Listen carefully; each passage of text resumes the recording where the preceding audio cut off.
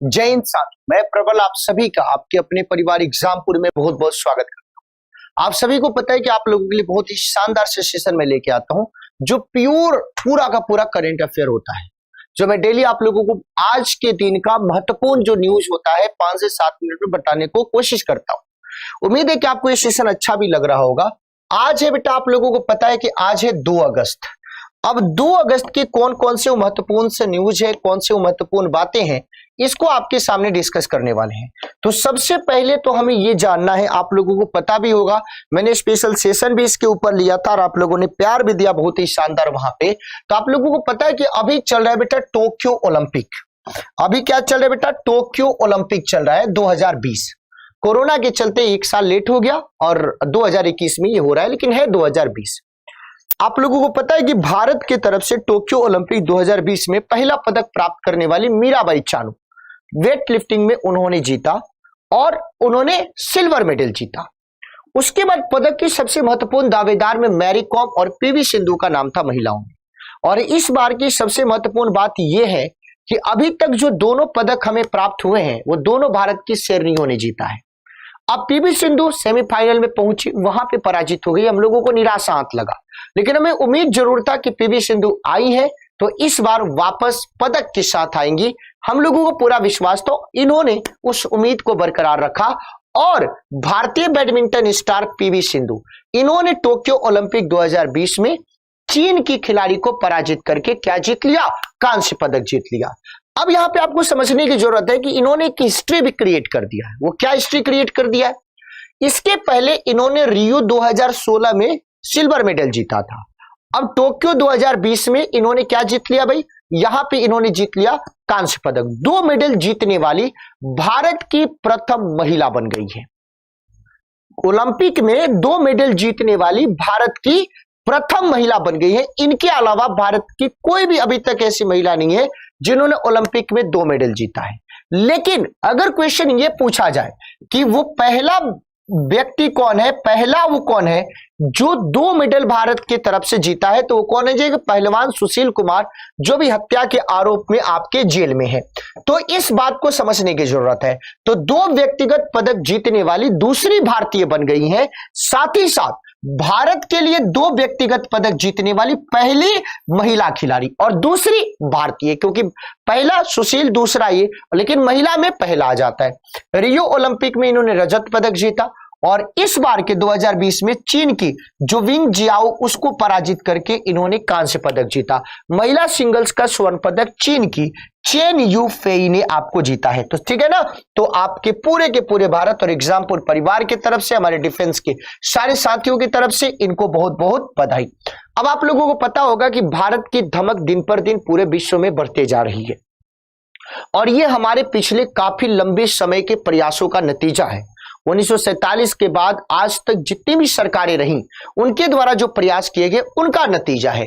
United nation security council की बात करें तो भारत 1 अगस्त 2021 को इसका 1 महीने के लिए अध्यक्ष बन गया है और वो इस समय में बना है अध्यक्ष जब पूरे विश्व में अस्थिरता का दौर है, कोरोना का संकट है, अफगान संकट है, अलग अलग तरीके की अलग अलग समस्या अलग अलग देशों में है।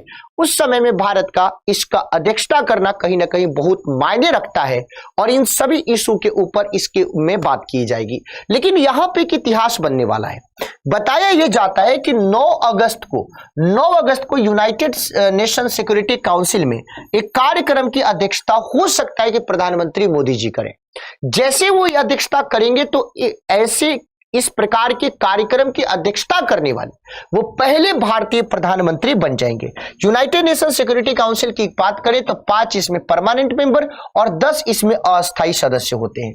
आप सभी लोग विश्वनाथ आनंद को जरूर जानते होंगे। विश्वनाथ आनंद ने आज के दिन ही 2 अगस्त 1987 को, कब बेटा? 2 अगस्त 1987 को फिलीपींस में जो विश्व जूनियर शतरंज चैंपियनशिप होता है उसको इन्होंने जीता था और इस किताब को जीतने वाले ये पहले भारतीय बने थे। और इनके नाम एक और रिकॉर्ड है। वो रिकॉर्ड क्या है कि शतरंज में भारत के पहले ग्रैंड मास्टर भी बने थे। कौन? तो नाम क्या था बेटा उनको? विश्वनाथ आनंद के नाम से जाना जाता है। अब देखो आप लोग जब भी केमिस्ट्री को पढ़ते हैं और वो भी इंडियन केमिस्ट्री की जब हम बात करते हैं तो यहां पे पीसी राय का नाम आता है, प्रफुल्ल चंद्र राय का नाम आता है। तो जब हम प्रफुल्ल चंद्र राय की बात करते हैं तो ध्यान रखिएगा आप लोग कि इनको फादर ऑफ इंडियन केमिस्ट्री कहा जाता है। 1861 में इनका जन्म हुआ था, आज के दिन खुलना जो वर्तमान में बांग्लादेश में। 1896 में इन्होंने स्थिर यौगिक मर्क्यूरियस नाइट्राइट की इन्होंने खोज करी थी।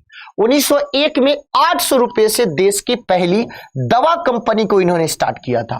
बंगाल के केमिकल्स एंड फार्मास्यूटिकल्स वर्क्स स्थापित इन्होंने करा और 16 जून बेटा 1944 को इनकी क्या हो गई थी, डेथ हो गई थी। तो प्रफुल्ल चंद्र राय को इनके किए गए काम और इनकी उपलब्धियों को आज पूरा का पूरा भारत याद करता है।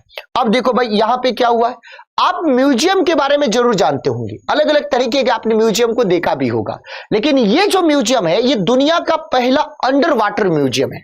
अब इसके बारे में पता कैसे चला, तो यहां पे अलग अलग जो आपके पेंटिंग आते हैं, अलग अलग जो आपके फोटो आते हैं, तो बहुत फेमस चित्रकार है, ये बहुत फेमस आपके छायाकार है जो इस प्रकार के चित्रों को कभी लाते हैं। तो इन्होंने देखो म्यूजियम में क्या होता है, पुरानी चीजें आपकी होती है, तो यहां पे क्या होगा कि आप गोता लगा के अंदर की ओर जाएंगे और इस प्रकार की चीजों को टच कर सकते हैं, स्पर्श कर सकते हैं, और ये आपके अंदर वाटर होगा, वाटर के अंदर होगा, बाहर नहीं, वाटर के अंदर होगा, और ये दुनिया की पहला अंडर वाटर म्यूजियम हो जाएगा। अगर हम इसकी बात करें तो महज 10 लाख की आबादी वाला देश, वो देश कौन सा बेटा, साइप्रस। अब आप लोगों को साइप्रस के बारे में कमेंट करके बताना है कि साइप्रस का कैपिटल क्या है और साइप्रस की बेटा करेंसी क्या है, इन दोनों बातों को आप बताइएगा। अब बताया जाता है कि आइपा नापा के पेरनेरा क्षेत्र में अंडर वाटर स्कल्पचर म्यूजियम, जिसको क्या बोलते हैं, मुसान, ये जो अंडर वाटर जो आपका किया गया म्यूजियम उसको मुसान नाम दिया गया, और मुसान को क्या बोला जाता है, पानी के नीचे का बेटा जंगल कहा जाता है। ये बना है और ये कहां पे, कौन से देश में, तो ये सबसे पहले साइप्रस में बना है। और साइप्रस इतना छोटा देश है, मात्र 10 लाख की आबादी है। इसमें आर्टिस्ट जेसान जेकियर टेलर की 93 अलग अलग आपकी कलाकृति है। उस कलाकार का नाम क्या है, जेसान जेकियर टेलर। उसकी अलग अलग 93 बेटा कलाकृतियां हैं, उसको जाके अंदर देख सकते हैं, लेकिन उसके लिए आपको तैरना आना चाहिए, उसके लिए आपको गोता लगाना आना चाहिए, उसके लिए आपको अंदर ड्राइव करना आना चाहिए, तो गोता लगाकर करीब से उसको देखा जा सकता है। और यह जो म्यूजियम है अपनी तरह का दुनिया का पहला अंडर वाटर म्यूजियम है। तो मजा आया ना आप लोगों को ये सारे के सारे बातों को जान के, सारी जानकारी प्राप्त करके। तो हमें उम्मीद है कि आपको ये सेशन बहुत ही शानदार लगा होगा, बहुत ही पसंद आया होगा। और एक बात और, पिंगली वेंकैया के बारे में आप लोग जानते होंगे, जिन्होंने जो भारतीय जो फ्लैग है, भारत के जो तिरंगा है, उसको उन्होंने डिजाइन किया था। तो उनका भी आज जन्म दिवस है, तो उनको भी आज हम लोग पूरे के पूरे याद करते हैं और उनके किए गए काम, उनकी उपलब्धियों को जरूर हम लोग याद करते हैं और पूरे भारत को बताने की कोशिश करते हैं। अगर आपको ये सेशन आज पसंद आया होगा तो सबसे पहले एग्जामपुर ऑफिशियल ऐप को गूगल प्ले स्टोर से डाउनलोड कर लीजिएगा और इस सेशन को अपने दोस्तों के बीच में ज्यादा से ज्यादा शेयर करना और लाइक और कमेंट करके जरूर बताइएगा कि आपको ये सेशन कैसा लगा। फिर मिलते हैं नेक्स्ट सेशन में, तब तक के लिए बहुत बहुत धन्यवाद। Thank you so much. जय हिंद साथियों।